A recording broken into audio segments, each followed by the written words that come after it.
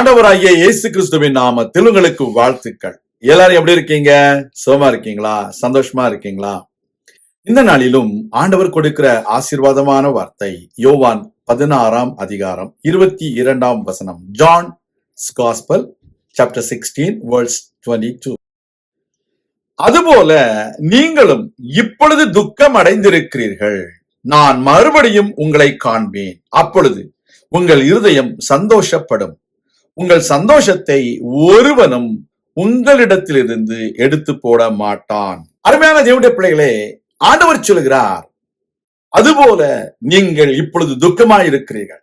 எப்படி என்றால், ஒரு ஸ்திரீயானவள் பிரசவ காலத்திலே பலவிதமான பாடுகளை அனுபவிக்கிறாள், வேதனைப்படுகிறாள், துக்கமாயிருக்கிறாள்.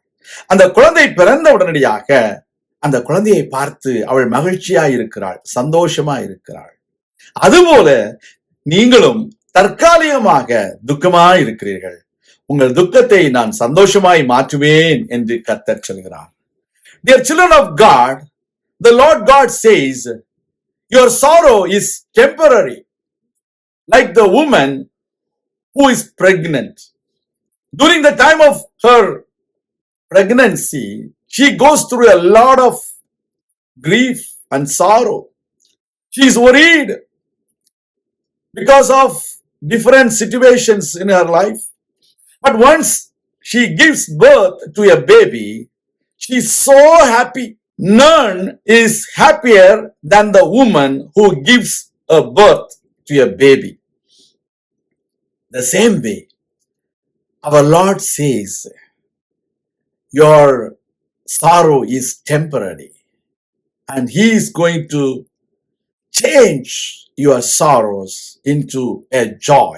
He is going to turn your mournings into rejoicing.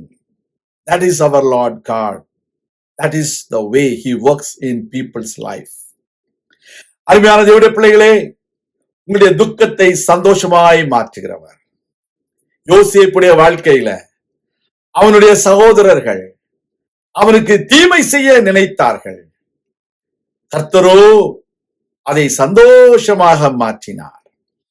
People may intend to trouble you, to go into tribulations. They may intend to do harm, but the Lord will turn everything into a happy moment in your life. Every bad things will be changed into a good moment in your life. அதுதான் ஆண்டவர் சொல்லுகிற காரியம். இந்த நாளில ஆண்டவர் சொல்லுகிறார், நான் மறுபடியும் வருவேன், அப்பொழுது உங்கள் துக்கம் சந்தோஷமாய் மாறும். The Lord says, I will come and visit you, and then your sorrows will turn into a joy. We all know that Lazarus was dead. Jesus was not there. Everyone was in sorrow. Both sisters were in sorrow. People were speaking to each other. How come this happened to a godly family? Jesus was so friendly with them. How come this happened to the friends of Jesus? But when Jesus came back and visited them, Jesus made Lazarus to become alive. So, if you invite Jesus into your life, every dead thing, every reason for your sorrow will be turned into a joyful moment in your life. ஆண்டவராகிய இயேசு கிறிஸ்து உங்கள் வாழ்க்கையில மறுபடியும் வந்தால் உங்களுடைய துக்கத்தை அவர் சந்தோஷமாய் மாற்றுவார்.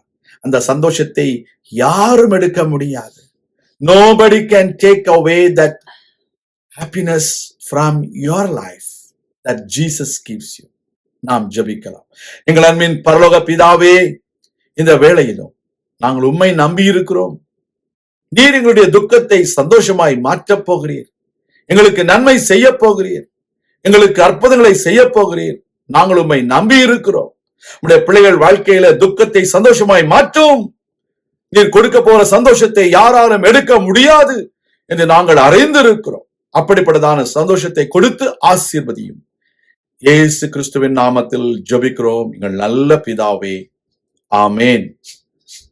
கர்த்தர் தாமே உங்களை ஆசீர்வதிப்பாராக. ஆமேன்.